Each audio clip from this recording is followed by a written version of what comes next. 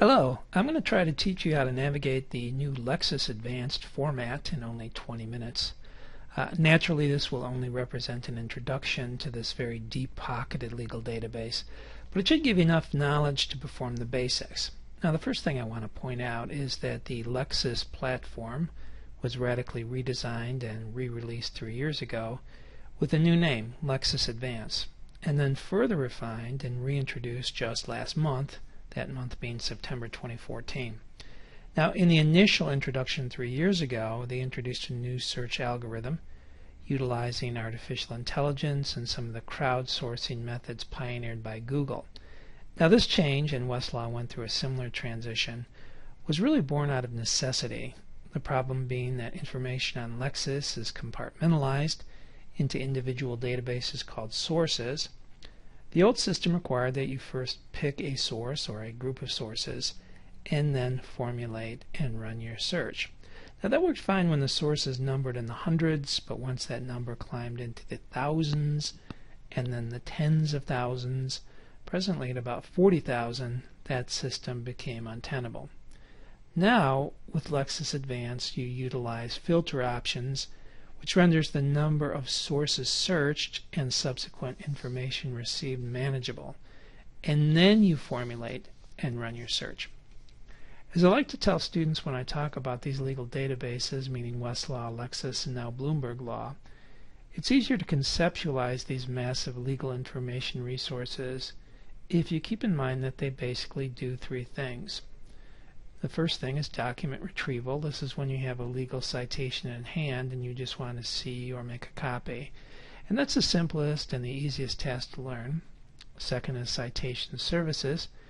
This is check the accuracy or validity of a citation, and in that classic phrase, to find out if a case or a statute is still good law.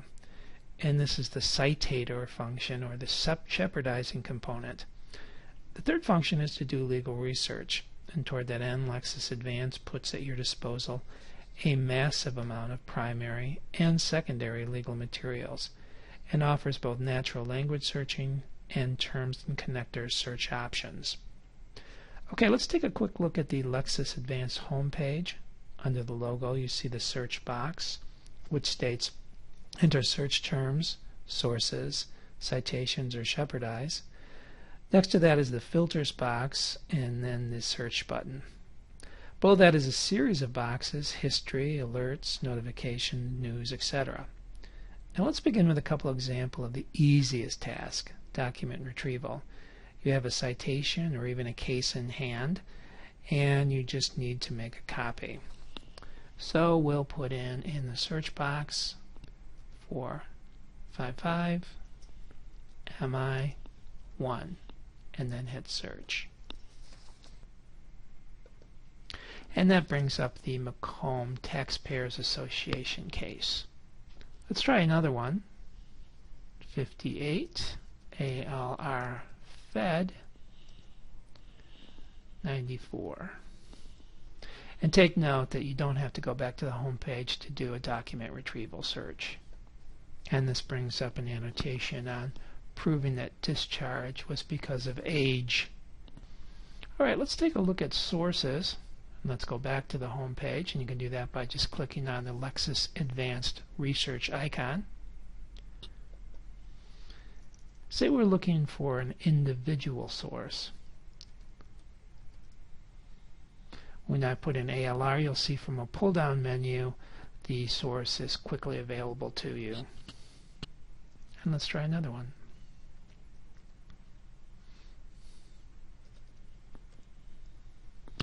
And there you go, another pull-down menu, and you'll see American Jurisprudence second.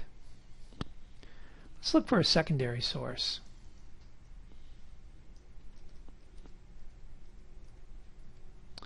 I just put in Larson, and that brings up Larson on employment discrimination. And this brings up an interesting point. Many times in a treatise what you'll have is the table of contents will be offered to you. So let's look at the table of contents for Larson on employment discrimination.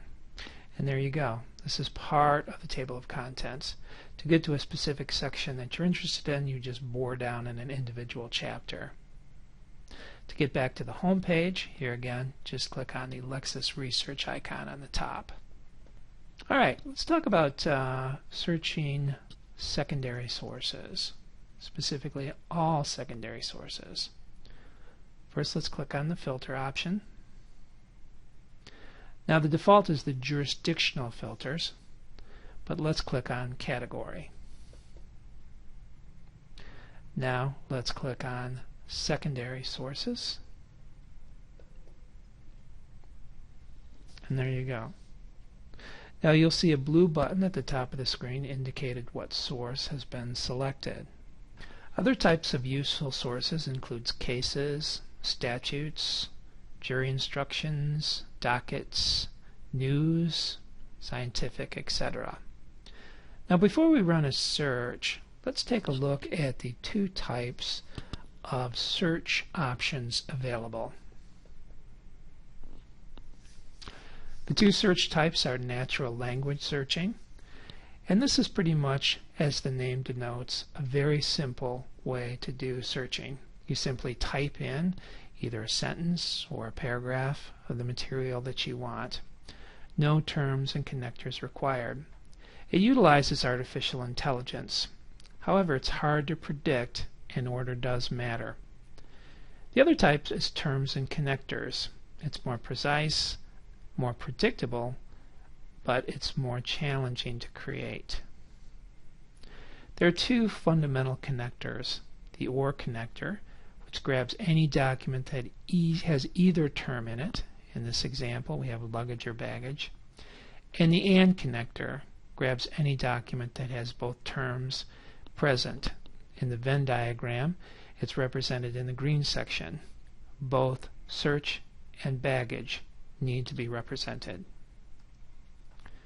The all-important proximity connectors, which states that two terms or words have to appear with a certain proximity of each other.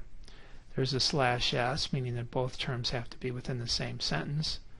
/p, both terms have to be in the same paragraph.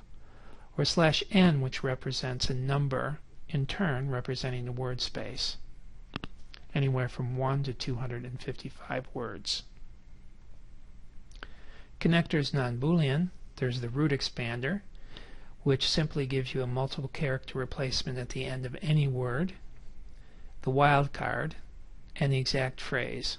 Only searches for the phrase and treats it as its one large word. Some examples: discrim, with the root expander at the end, will retrieve discriminate, discriminatory, discriminated, etc. For the phrase searching, quotation marks around women's rights will retrieve it and treat it as just a single phrase. Field searching restricts your search to a specific field. For example, TI open paren in a term and close paren searches for the term only in the title of the work. HN open paren, term, close paren searches for a term only in the head notes of a case. Now fields change depending on the database and the type of document. Okay, let's go ahead and do a search. H with an S.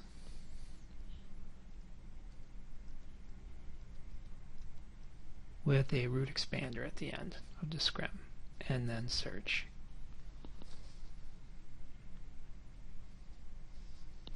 And there you go.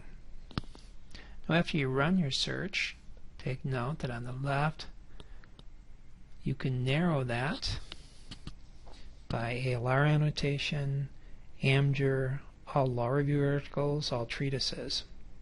And from any screen you can click on the filter button and build a new filter. Now let's change our filters. Now after you run your search, you can filter by sources like ALR, AMJUR, all law review articles, all treatises, etc. Now from any screen you can click on the filter button and build a new filter.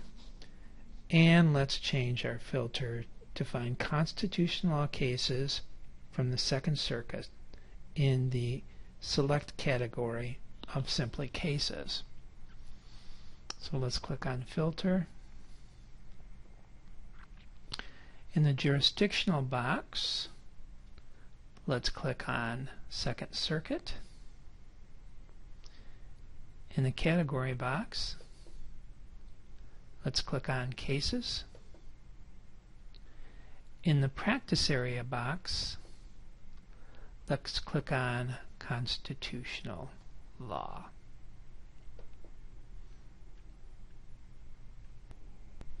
Alright, so let's go ahead and put in our search. FMLA and interfere with the root expander.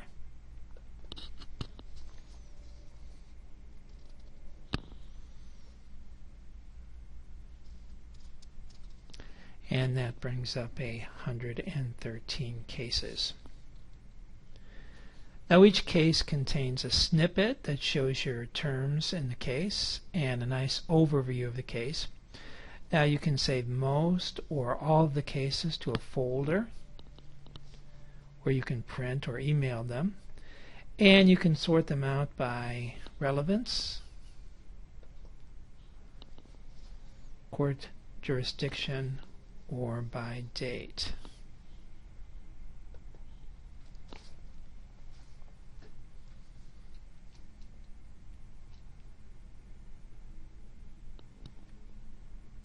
Let's go ahead and look at a case from the results list. On the right is the Shepherds component, and if you hover over the signal, it will explain the tooltip will appear.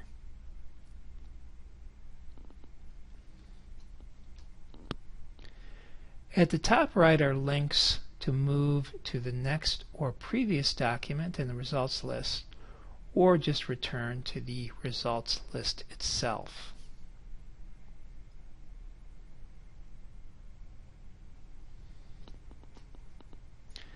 Document navigation is done here by clicking the Jump to link.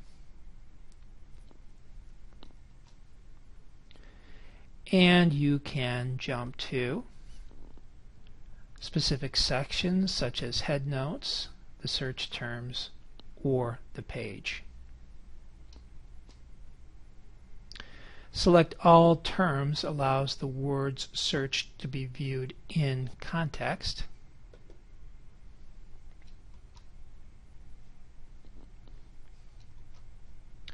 All search terms can be selected or just a single term. And let's do that. Clicking the arrow browses the document, stopping each time the word or words are found.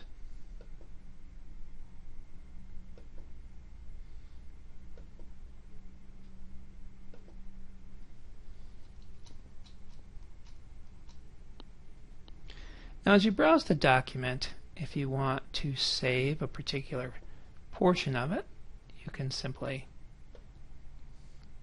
highlight it like so. And this will allow you to copy, add to the folder, add to the search, or annotate.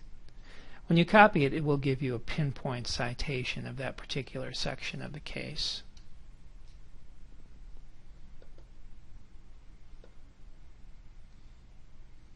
Going back up to the top, you'll see the core terms section that contains a computer-generated thesaurus of possible important words. And below that, you'll see the case summary, which is created by the Lexis editors. Below that, you'll see the Lexis headnotes. By clicking the headnote number, you jump to the point in the case that the headnote came from. Here's an example. And then by clicking the number again, it'll skip right back to the headnote. By clicking the Shepherdized arrow by this headnote link, you can find newer cases and other documents that have cited to this legal issue represented by the headnote. And let's do that.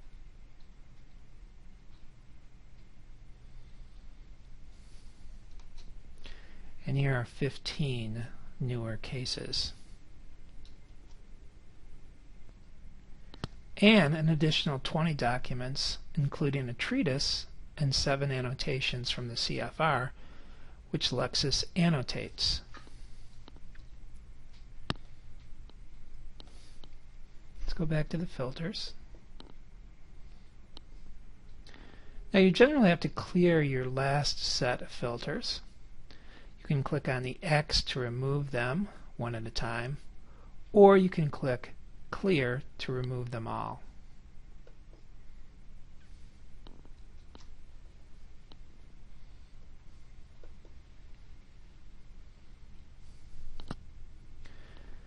The history link, shown above, saves all of the previous searches as well as the documents viewed.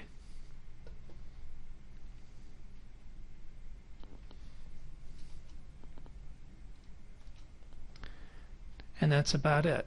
That's really all I have time for today. Thank you for your kind attention.